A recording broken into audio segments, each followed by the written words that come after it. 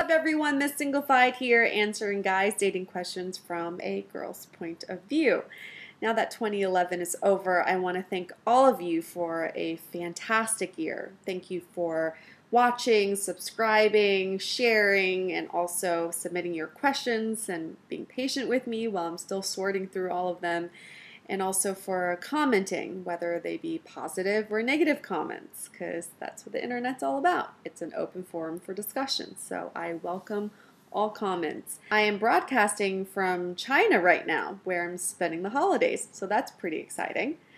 I want to highlight the top 5 lessons learned in 2011 with their corresponding videos. So, number 5, the reality TV effect.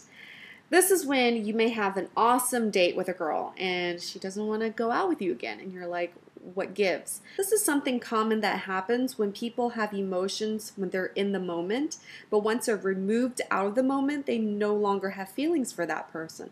Just like on reality TV, like The Bachelor. This is why so many of them break up or get divorced after the show ends. It's because while on the show, they're in an environment that's conducive to romantic progress. So you may be on a date with someone where the environment is really romantic and it feels right in the moment to be romantically interested in that person. But once you're removed from that surreality into reality, the feelings are no longer there because they were never authentic in the first place. This is why I always advise guys that for a first date, you want to make it closer to reality than not. Meaning, sure, you want to impress her, but there's no need to take her to a super fancy outing or a restaurant because that's not a reflection of who you are in your everyday life. First date is about getting to know each other. Number 4, the friend zone. A lot of you had a lot of questions about how to get out of the friend zone. How can you tell when you're in the friend zone? The thing is, you know you're in the friend zone when she talks about any guy that she's ever had a romantic link to. To get out of the friend zone, you have to make sure you do things that a friend wouldn't do, like taking her out on a date and letting her know that this is a date. You have to make it very explicit that you are doing something romantic for her instead of, I'm just a friendly guy. Number 3. Dealing with rejection.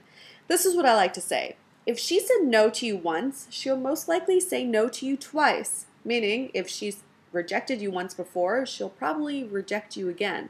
A lot of you emailed me questions about a girl who's rejected you once before, but you feel like given time, you have another chance with her. Remember what I said. You already put the ball in her court. It's her choice whether she wants to serve it back or not. There's no need to serve her another ball. It's too many balls. No girl wants that many balls in their face. But you can decrease your chances of being rejected by giving her choices. Instead of saying, can I have your phone number? I want to call you. Say, I would love to stay in contact. What's the best way of reaching you? Or instead of asking for her phone number, you give her yours. It's up to her whether she wants to contact you or not. It's a lot better than hearing a flat out no. Number 2, how can you tell when a girl is stringing you along, sending you mixed messages, and playing hard to get?